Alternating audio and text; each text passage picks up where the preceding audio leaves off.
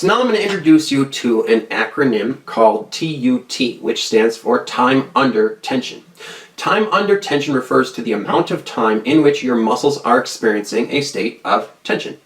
The more time under tension, the better, as tension is what causes hypertrophy. Now, this time under tension is why many bodybuilders enjoy what are called doing partials, or a partial range of motion.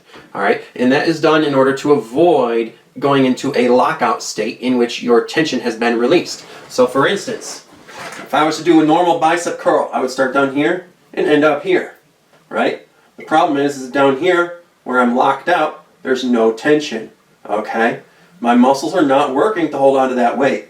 So what a partial does is it takes out that lockout and only uses the parts of the range of the motion where your muscles are under tension in order to take out any rest periods your muscles might get and maximize the time under tension, because constant tension is best. However, the caveat there is that constant tension is best if and only if it does not limit your total time under tension. And most people will be able to achieve a much greater total time under tension if they are getting that slight moment of rest between reps. So just imagine if you're trying to do curls without going like that, and you're just doing this, you're going to be able to do less, unless you were to take the weight back, right? So imagine you're able to do like 20 curls like this using 25 pounds. That's a good number, right? But as soon as you do this, you're only able to do 15. So you have to dial the weight back to 20 pounds, right? So one way or another, that constant tension is actually reducing the amount of overall time under tension, or if you want to keep it the same, you have to reduce the amount of weight, which reduces the quality of tension. So there is a trade-off there, like there are with all things. So this is why partials are best for advanced athletes who won't compromise too much when doing them, or they're good to do at certain times, but not always. So how much time under tension do you need?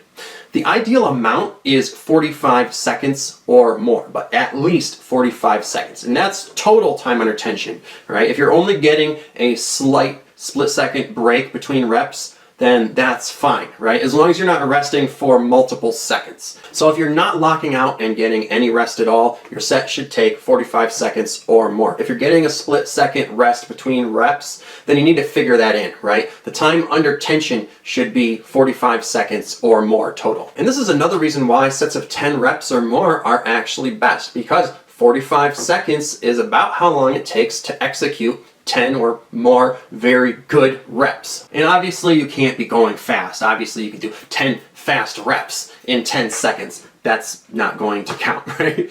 But 10 reps done with proper form, which means having a slow up, pause at the top, slow down, and pause at the bottom if you are not locked out, if you're under stretch, all right? So those good reps will equal a lot of time under tension when you're doing 10 or more. And that will be the ideal amount of tension for hypertrophy. And the more time under tension, the better. That's why 12 reps are better than 10, 15 reps are better than 12, 20 reps are better than 15, and 25 are better than 20. Just so long as you are performing them with the right weight and intensity and technique as well. Now, of course, if you are doing 25 reps, you can actually perform them faster if you want to, because at that point, you're definitely going to be over the 45-second mark, even if you're performing them a bit faster. And conversely, anytime you're doing less than 10 reps, you need to optimize them by slowing down and spending as much time under tension